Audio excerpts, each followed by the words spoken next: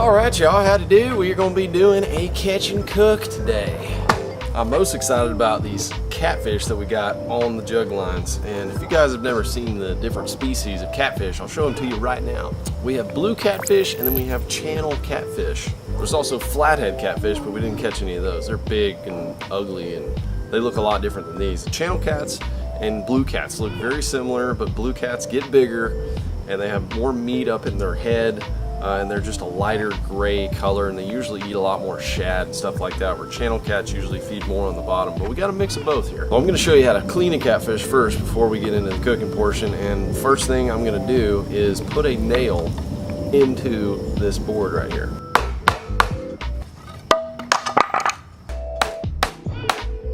The reason for doing that is I'm going to put the catfish on this board like this with the nail, and that way I can take pair of skinners and just rip their skin off.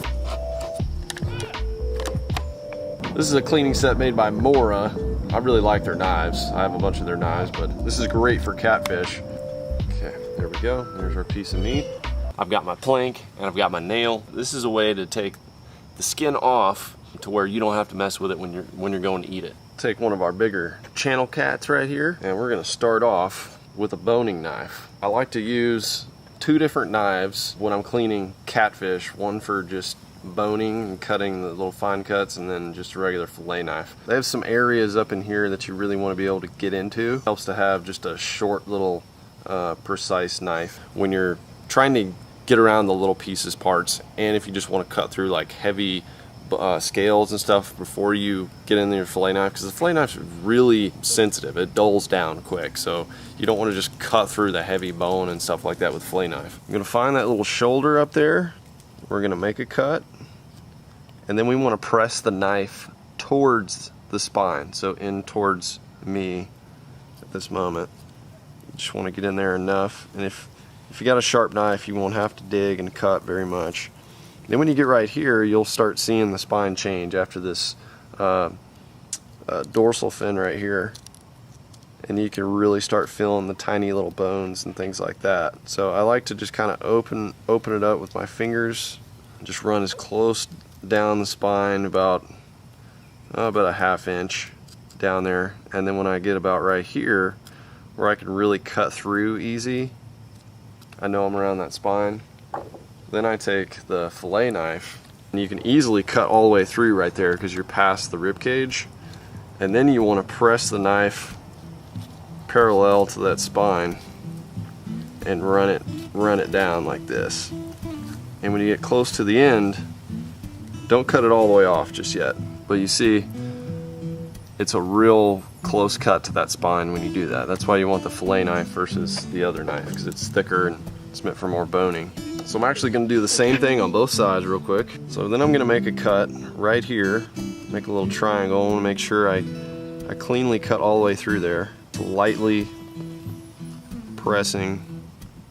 I'm just making a little, you'll see why in a second, just a little cut like that. Then I'm going to stick his head on this spike right here, a way to pull his skin off. So I'll go right there in the corner, and we just pull down all the way. These are cheap. You can get them at almost any sporting goods store.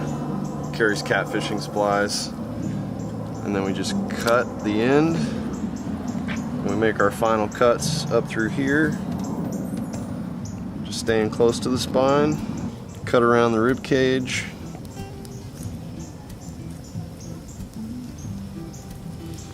Get up into that shoulder. And there's where you want that boning knife, so you can get all the way up in there. I think that's the best part of the catfish, and then you have all that big main fillet. And then there's no skin, so you can just put that right in the grease.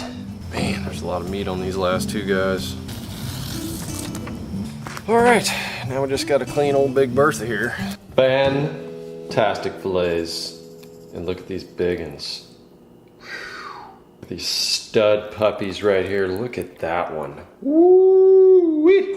So we're now going to put these in the food saver, seal those up so we can do a fish fry. Ladies and gentlemen, are you ready to get down with some delicious southern fried catfish. Well, I hope you are, because I am. I am starving. I went for a long run today. I've been working on wood projects. Working up a sweat, I'm ready to eat. Waiting on OSG to get back from baby shower, doing baby shower things. I'm sure she's worked up an appetite too, 'cause she's pregnant. What better way to do a family night dinner with some southern fried catfish? We're gonna do it 2 ways though, y'all. You know we gotta do that Frank's Red Hot on there, and we're gonna do it the regular way, 'cause someone in this household likes very traditional stuff. Here we go now. We're in Lake Fork Mom's kitchen right now. It's looking great, Mom, you're doing good.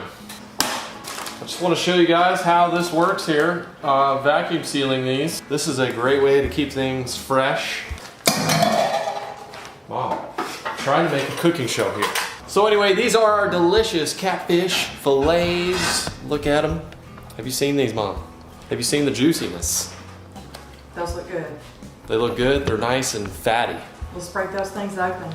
Somebody's getting hungry. That's right. We're waiting on our person here. About 5 or 6 fillets, 2 of them are Mondos. Thank you so much. See that? It was very TV-like. Just scissors appeared out of nowhere. So we cut these. It's all sealed for freshness. And I want to try to keep these dry. I don't want the juices. Oh, do you want a colander? Yeah. Let's get a No, I don't need a colander. Are you sure? That's a fancy thing that we don't need on the show. The juices contained. Right. Pour them down the sink. Throw that in the trash. Don't leave that laying about. There's the fillets. Okay. What do you think about those? I think they look good. B, what do you think about those? Yeah, I like to cut mine, make them into chunks, and then fry them, because catfish, they're normally tougher to fry. Because, you know, they're just thicker, they're fattier, they're hardier. I think that's good. We're going to do a cornmeal flour batter. Salt them up. Hang on, before you get too excited about that, don't forget about Frank's Red Hot. No, we're not doing that tonight. Yes, we are, Mom. No, we're not. We're gonna do it on a couple. Okay, a couple, but not on all of them, because... Mama don't like that. Yeah, I mean, it tastes good. I just like them without the hot sauce. Okay, well, All right. you've made your opinion known. Whoa, whoa, whoa! A little too big. A little too big. Filet should look something like this if you're gonna cut them up. You could do a whole fried one, but I like to get the crispiness all around. I call them 2 bites. This is like a 2-bite catfish. You do them too thin, you know, you're just getting too much crispy. And they also cook faster this way. They're easier to get in and out, so you're not daddling with a Mondo catfish fillet, doing a twirly in the thing. Look at that. That is a daggum. That might as well be a steak fillet. Look how thick and juicy that is.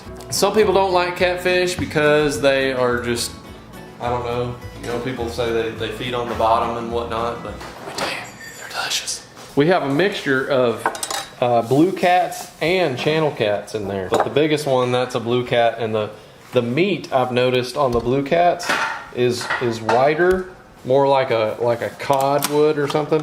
And then the channel cats, they've got that yellowness, like that fattiness, which I think is really good. Okay. But we're gonna see. I think this could be somebody else. Is that somebody? Yeah, it is your wife. Honey! We've been waiting for you. Oh. Well, I'm glad I finally made it. Miss B's been waiting on you, obviously. Can I walk in the door? Come here, baby. Big girl. No. Yeah. Oh, it's been a stressful traffic day. Your hair says it all. All right, B, calm down. We're trying to make a daggone show here. She loves Stephanie because she's pregnant and she's feeling it. She's like, I want to protect the baby. Go to your shoebox. I need my shoebox. Look. You see this? She knows. Yeah. And that way she won't jump on Stephanie.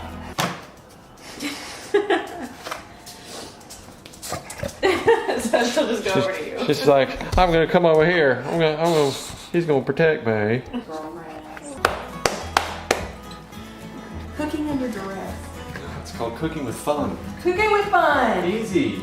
Everyone that has watched my other fish recipes with this raves about it. Literally raves. It is good. That's an old word. It is good. I like it. Raves.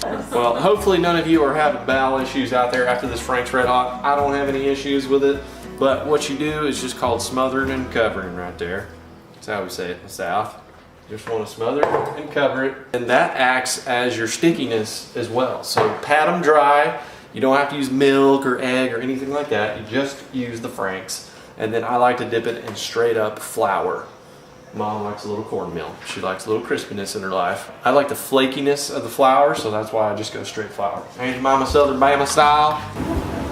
Like nobody sits there, See? No. See? She wants to grab that Yeah. See? Stop. Come here. Yeah. There was a 13 pounder. Do you like to use the fries as like a tester? Yeah, it gets the grease going, you know, lets you know your grease is hot. Get them crispy, then throw the fish in. You get your area ready. You have the red hot right here. We have the traditional right here. And you want to dip them in the cornmeal or the flour right before you put them into the grease. Don't let them just lay around in flour. It'll get real clumpy and stuff like that. So you go bam, and then you go right in there. You guys have probably seen some of these fish fries. You know what's up. But all you new people, if you haven't tried fried fish, oh my gosh. Ain't quite the best thing for your heart, but it's good for your soul. Another tip for you guys frying fish. After you get your grease going, well, you want to turn it down because you don't want to burn your grease. That's the worst thing you can do for fried fish. Golden little crispies. Ready to go. I'm ready. Let's get the fish. Let's get the fish going. Okay, I'll do it. That is what your coating is going to look like with cornmeal. LFD's going to drop one in there so you guys can see what this operation is all about. It's a light battering. And it goes in there and looks like that. Golden Crispies from the south. That's right. There's a disturbance in the fish fry. When she smells food, she's hungry. She's hungry.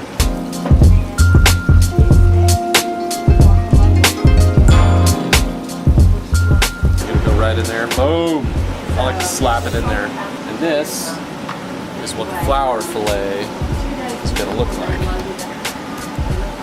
Yeah. So when you pull them up, we're gonna see some of the, you see, you can tell which one's a red hot with flour and which one's cornmeal. The flour has a much more flakiness. If you'd have had that big largemouth you guys caught on the trot line, we'd have had fish for everybody. Conservation, there you go. So far, we're good. I'm glad you let it go. Tell everybody that's a joke. That's a joke. Yeah, It's a joke. we would never do that. I never get tired of seeing that. Oh yeah. Fresh, organic fish from local lake to your plate. I mean, there is just nothing that makes a person feel better than that. Unless it's maybe a deer. Same concept. I'm glad we can do this as a family. Yes, me too. Thanks for catching them. Of course. I'll enjoy eating them. Okay, now get the rest of them in. Last of the Frankers just came off. They're a little toasty. I was inside. I know you were. I was out here. There's Yes. a lot of jabberjawing though out here. So it's the girl's fault? Yeah. Gotta contend with that. Don't be blaming this on us. The men are in charge of the cooking tonight. We'll see how well y'all do. 4 girls against It is. 2 dudes. But we are the hunter-gatherers, aren't we, Dad? That's right. Time for a taste test. Mama is hungry. Do I get first taste test? All right. Actually, that would be great because your palate is ready to go. It's ready to go. And we're gonna have 2 different styles. And I have not had the Franks on the catfish before. I've had it on white bass, I've had it on crappie, I've had it on walleye. Summer catfish, I'm thinking it's gonna be a good move, but we'll see. The cornmeal one's probably cooler. Yeah, it's crispy. So the flour gives you much more crispiness. Like Kentucky Fried Chicken up in here. I don't really taste the red. You don't? Okay, I might have overcooked it a tad. It's a little burned. Okay, now for the regular. A lot less crispy. You didn't have a crunch on that when you bit into it. I would like to marry the 2 flavors. You would. Can I do that? No, because we are out of fish. Maybe on the next run. It has like a slightly burned flavor. Okay, hey, I tell you what. Try this piece, because that one's not burned. That came out of the same batch. This is Frank's. Yep. This is the big moment. Is that the one? That's the one. Yeah! I taste the Frank's, but it still has the crispiness. Ooh, and this is like nice and thick.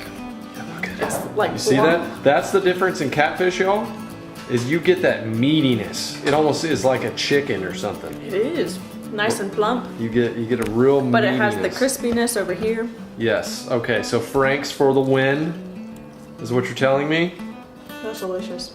Okay. Frank's. Mama, Frank's done did it again. Well, that's just her opinion. You want to get in here?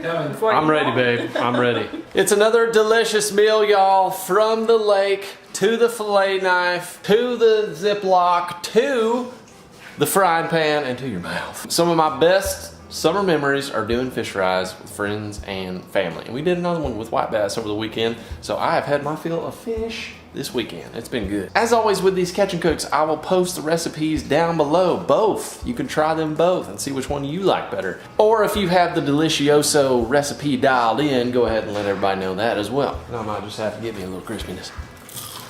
I definitely overcooked that one.